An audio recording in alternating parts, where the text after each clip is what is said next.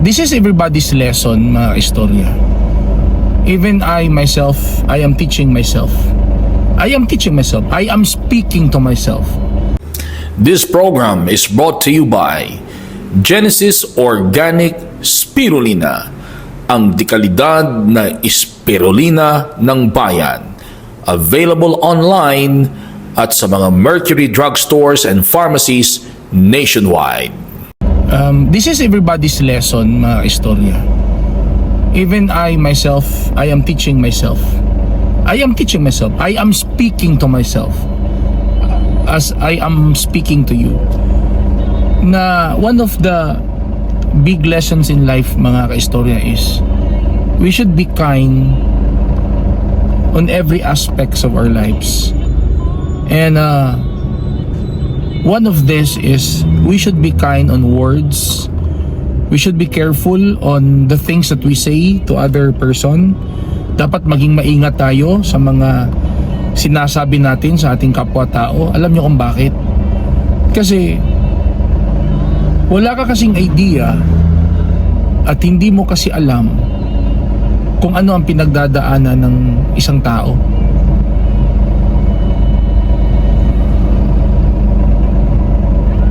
Ito, hindi na tayo lalayo, mga kaistorya. Ito, sa akin na lang, sa akin.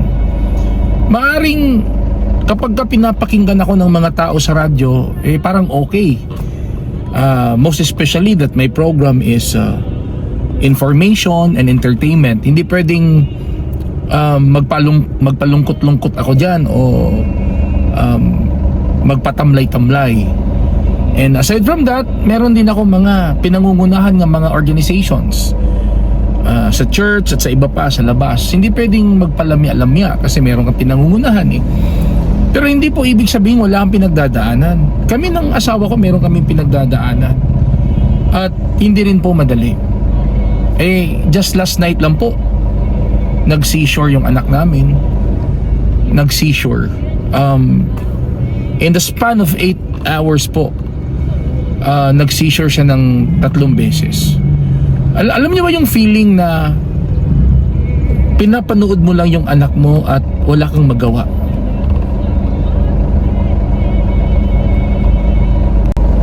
Kung pwede pa lang sana yung seashore niya ay kunin namin at itapon namin sa basura eh.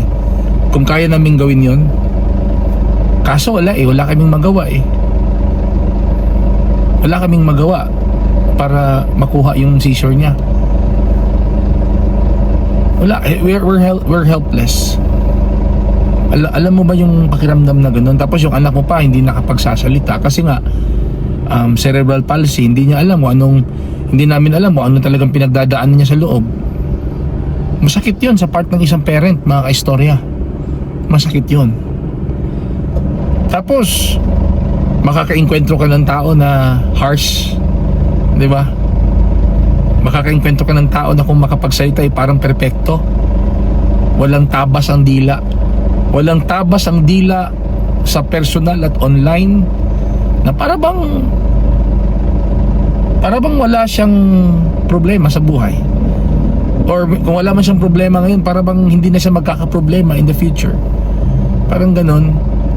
So, ang learning ko po, kaya nga I'm saying this because ako kahit noon guilty din ako eh. Pero yun nga, I'm learning a life's lesson, mga istorya, that we should be kind on every aspects.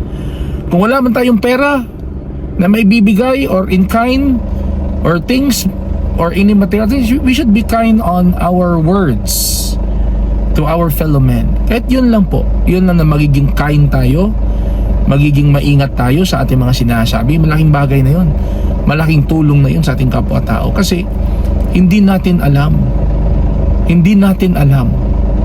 na yung kinakausap natin, yung pinagsasalitaan natin, hindi natin alam kung anong kanyang pinagdadaanan.